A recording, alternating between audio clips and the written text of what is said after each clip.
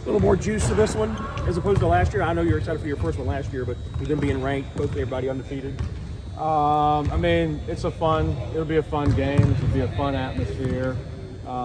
Certainly, it makes for a great game in that they are ranked and both teams are undefeated. It'll be great for the state, fun for the state, fun for both schools, and should be a lot of fun. There's no more or less juice to it, honestly. We're trying to continue to get better, and it'll be our first true road game, and so just seeing how guys respond to adversity, that will definitely hit, and then how do we come out of the gates, and how do we stick to the script, and all the things that go along with that. But certainly it's a fun game for the state with both teams being undefeated right now. The good memories for you last year, obviously in your first kind of a wild game at the Steel. Yeah, it was fun. It was really fun. It was, I've been in a lot of rivalry games, and so it was fun. And the way that it ended was great for the fans, and great that we were able to win. But just the drama of how it went down was really exciting for our fan base.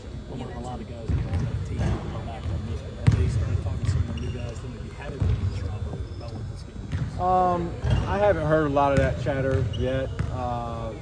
Typically for me, honestly, I'm going to do coach speak here. I normally try to build them the same. It's early in the season. We try to just prepare ourselves the way we do for any other game. I'm sure Brad does the same. I don't know. Maybe he tells those guys they should hate our guts. I don't know. Maybe that's how he gets them ready. I doubt it, but it is. It's a lot of fun. Rivalry. There's the only thing that compares to being in front of your own crowd is to be in front of a hostile crowd, and that's certainly what it'll be when we go up there. Particularly given both teams have gotten off to a really good start this year, so we're just excited to go up and be able to continue trying to play good basketball. You mentioned this being your guys' first true road test. How does playing Grand Canyon back at the Arizona tip-off potentially help you guys prepare for that? I remember you mentioned it felt like that hostile environment that everyone came out. Yeah, you get a taste of it. They had a really good crowd there. Obviously, it's in their backyard. It was in their backyard, the Grand Canyon game, and so there's a little bit of preparation for that. And so, last year I think honestly our team did a pretty good job on the road. Most of our wins, a lot of our wins anyway, were in true road games. One year when I was at Chattanooga, we led the nation in road wins in the entire country. So I think part of that is just that you do prepare the same. You try to prepare the same. You try to go through the same paces. You try to get to the same mindset every single game, whether that's home or whether that's away, and then let the chips fall where they may. But so we had a good practice today. We'll try to do the same thing, but certainly the Grand Canyon game hopefully did a little bit to prepare us. Does it help that you're so comfortable being on the road given your previous success on the road? From a mindset standpoint, from a mindset and preparation standpoint, I think so. I've always done it that way. I've always tried to prepare to get the guys in the same exact mindset. Some of your pre-game routines will be different.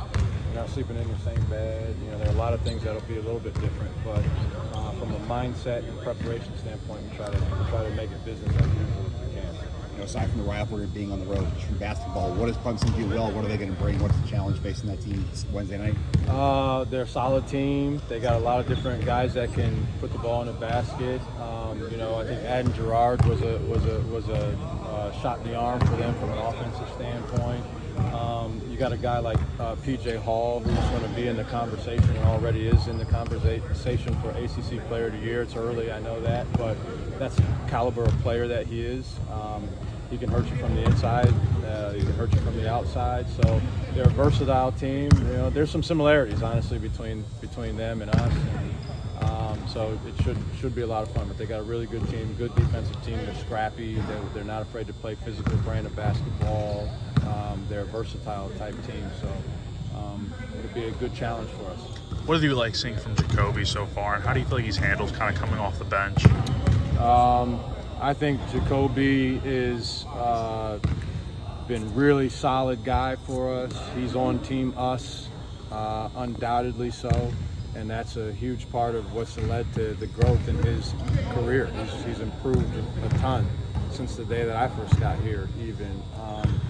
But I just think he wants to win in any way that he can help do that is great, and it's fine by him. So, I don't know that he cares too much about starting versus not starting. Maybe all guys, I'm sure, probably want to start, but he's also playing a lot of minutes off the bench. So we had a guy named A.J. Caldwell who will go down in history to these guys here. I talk about him all the time on our chat teams. That hardly ever started, but at the end of the games, he always finished. And so there's some of that in Jacoby, and so that's a great trait to have. There's a lot of reliability, and I have a lot of trust and faith in what he's going to do when he gets on the court. What's the importance of having a test like this, particularly after you guys have had a hot start, that continue to test you guys up and bring a challenge? Yeah, it's the only way that I think it's the easiest way to improve and to evaluate what you need to improve upon is to challenge yourself against tough competition. And so this certainly will be that. It's great for the guys. You play. You want to have validation of what you're doing. And again, I think the best way to do that is to play really good teams. And so we've played well. We've done enough to win all of these games. And one day it's one guy, another day it's another guy.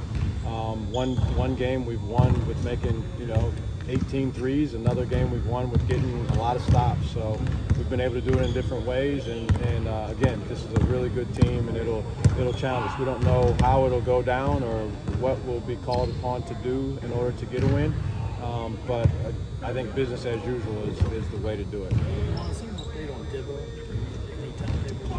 Not really. I haven't heard too much. I mean, he's still practicing, and when he's ready to go, someone will tap me on the shoulder and say he's available, and we'll put him into the mix, but not necessarily right now. Michi's obviously played really solid these past 2 games. What have you seen from him, and how has he kind of grown from the beginning of the season to now? He's been consistent. He's found other ways offensively to help us. I think he's grown as a defender, that's for one. But I think even as on the offensive side of things, he's been making some mid-range shots. He's had games where he's attacked the rim very effectively and really aggressively. So I think I think his shot selection has been significantly better. I just think he's been more confident. I think that's a big part of it. I think when you're comfortable in your role and you're not out there trying to prove something necessarily, I think you get more comfortable and more confident, and that's what he's been. So I think he's been a more consistent performer for us so far. Still early in the year, but obviously we need him to play well for us to be a good team. What's a guy like those guys bring to this team? He might not score a ton of points, but he brings an extra edge of physicality in the paint. How important is that going to be for you guys this weekend? Yeah, physicality, energy, depth. He's got great morale. He's a guy that you can look to, and I think he's going to turn the tide in terms of when he comes in the game and how it's going to go. You can put him in there when you're stagnant maybe, or when you need a shot in the arm. He's really good at that. He's selfless. He gets offensive rebounds and kickouts to guys that he knows that their role is more to put the ball in the basket than his. And so that's been really valuable. He's a great teammate. He's been a really good teammate. Whatever role we ask him to do is the one that he tries to perfect. And so that's really valuable. What does BJ Mack bring to this team kind of off the court? What's that dynamic like away from just kind of in-game? He's a great kid. He's an older guy. He's been around. He's been experienced. We have a lot of guys. So specifically, I think he's got a really good sense of humor. I think the guys like being around him. I think they like being around each other as well. So we have a lot of guys that fit. The same thing I just said about BJ, I could say about multiple guys. And I think when you start to talk about being connected and having a great great aura about your team and having a great culture, I think it's because you have multiple guys that you can say that about, and I think that's where we are. But BJ's got he's a fun-loving kid. He's got a great personality. I have to call him kids, I guess, but he's got a great personality, and he's a pleasure to be around. What's kind of the secret been with limiting turnovers over the last 3 games? I mean, you guys had 17 against the ball, 17 since then. I feel like it's something we really didn't talk about a ton the other night. Yeah. Decision making has gotten better. I think we've spaced the floor. The game has slowed down for a couple of guys, and so I think we're aggressive to catch and shoot and get the ball moving and throw to. Yeah, I don't know what the secret is. We got unselfish guys. We got guys that are. I think a lot of times turnovers come from trying to do too much. Honestly, a lot of times that's the case, and we don't have guys trying to do too much. I think guys are comfortable in their own skin. I think guys are comfortable with passing the ball to someone else, knowing that the energy of the ball will eventually return to them and they'll get some looks. So I attribute it mainly to just having an unselfish group that is, got some good decision makers in there. Anything else for Coach? All right.